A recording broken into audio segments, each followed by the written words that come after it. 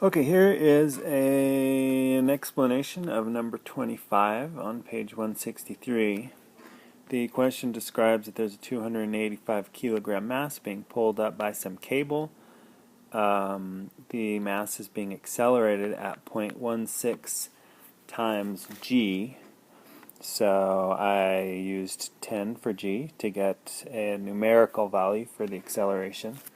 It is lifted up a distance of 22 meters. So, first part is asking about the tension in the cable. And so tension is a force in a string or wire or cable or whatever, and so it always is a pull force.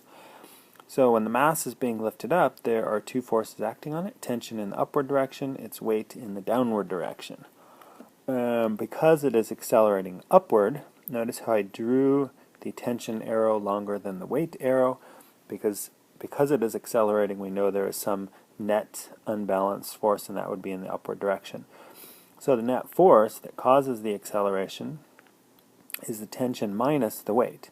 This minus that, because they pull in opposite directions. Net force is equal to the object's mass times its acceleration.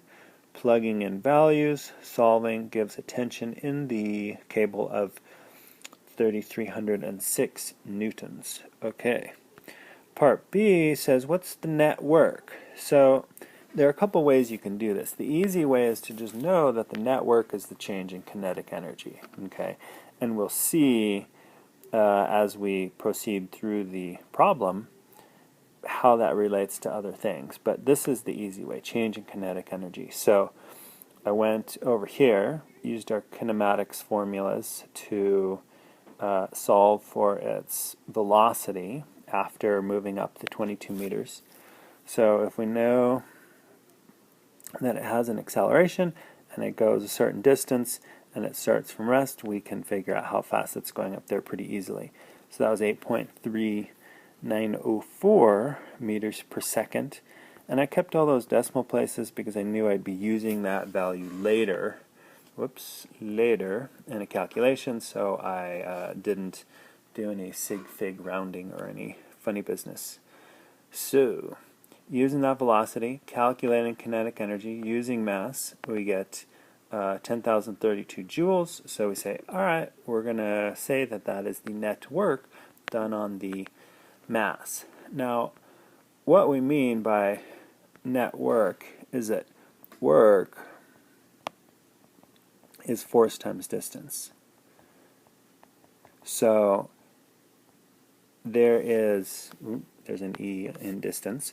There is work done by the cable, but there's also work done by gravity. Okay, so the mass moves in this direction, and the cable pulls in that direction. So we're just going to multiply the two, and it's some positive value of work.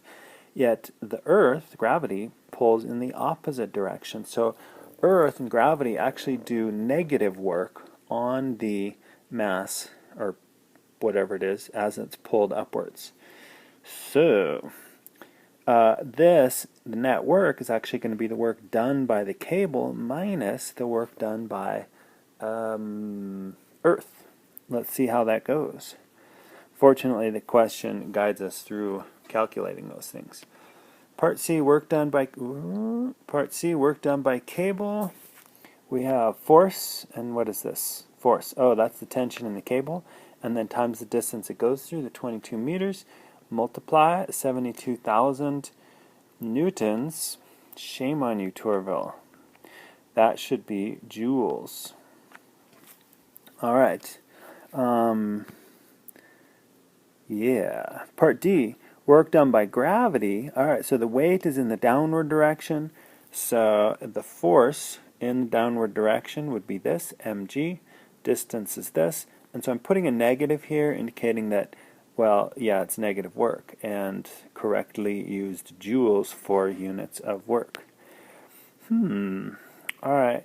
So then it just asks for part E, the velocity, the final velocity at the end of the 22 meters. But what I did is I sort of, after here, went over here, okay, and said, to bring this all home, that the net work done on the mass is the work done by the cable minus the work done by gravity. And don't get tripped up by weight, we're subtracting a negative. Maybe I should have written this so that you don't trip. The net work is the sum of the works done on the mass. And the work due to the cable was positive and the work due to gravity was negative. So we are actually adding those two things together, but we're adding a negative, so we're subtracting, and we get, holy moly, 10,032 joules,